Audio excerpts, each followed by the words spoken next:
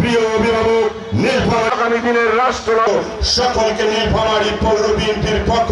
আপনারা জানেন দীর্ঘ 17 বছর আন্দোলন সংগ্রাম করেছি এবং এই আন্দোলন সংগ্রাম থেকে আপনারা ডিমলাবাসীও পিছায় ছিলেন না। শেখ হাসিনা দুপুরের ভাত, গরম ভাত খুলছে প্লেটে, সেই গরম ভাতের ধোঁয়া উঠছে, সেই গরম ভাত ধুইয়া দৌড়িদের হেলিকপ্টারে উঠছে। আর হেলিকপ্টারে যে এসএসএফ ছিল, সেই এসএসএফ বলতেছে যে শেখ মুজিব কন্যা দুর্দান্ত প্রভাবশালী শেখ হাসিনা হেলিকপ্টারে যখন উঠে তখন পায়ের দিকে দেখে তার পায়ে স্যান্ডেলও নাই, জুতাও নাই। কথা বলার স্বাধীনতা, সভা সমাবেশের স্বাধীন মৌলিক অধিকারগুলো হরণের মাধ্যমে বিরোধী মত দমনের নিকৃষ্টতম ইতিহাস রচিত হয়েছিল। সেই দুঃসময়ে আমাদের বিচার বিভাগ ন্যায় বিচারের ধারা তুলে ধরতে ব্যর্থ হয়েছে।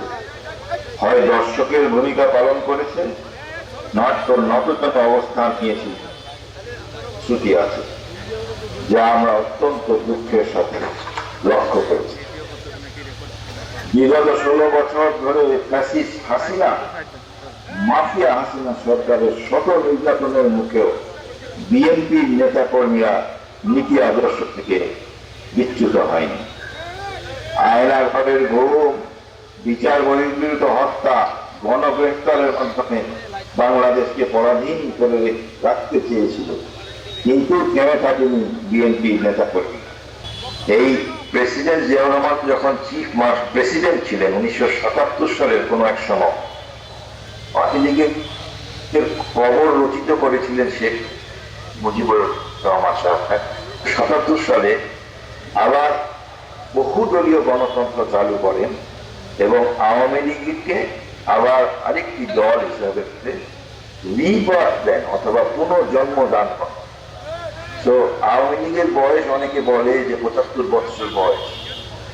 আমি তো মনে করি আওয়ামী লীগের বয়স 75। আওয়ামী লীগের কবর রচিত হয়েছিল 1975 সালের জানুয়ারি মাসের 25 তারিখে এবং পুনর্জন্ম হয়ে গেছে বা নতুন ভাবে জন্ম হয়েছে 1977 সালে জিয়াউর রহমান সাহেবের এই অর্ডারের মাধ্যমে। তো আজকে বিএনপি 1978 সালের 15 সেপ্টেম্বর এবং আওয়ামী লীগ হয়তো শুরু হয়েছে 1957। কিন্তু আওয়ামী লীগ ওই তখনও ফ্যাসিস্ট ছিল, সাহেবের আমলের কথা আপনারা জানেন।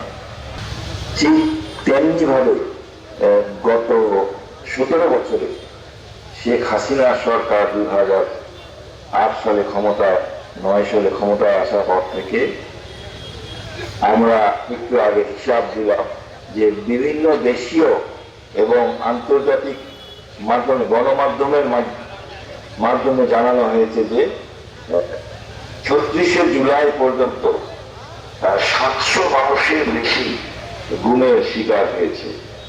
এটা হচ্ছে বিভিন্ন আন্তর্জাতিক এবং দেশীয় মিডিয়ার তথ্য অনুসারে, এবং তাদের আওয়ামী লীগের দুর্বিষহ অত্যাচারের কথা আপনাদেরকে আর কে ভালো জানে।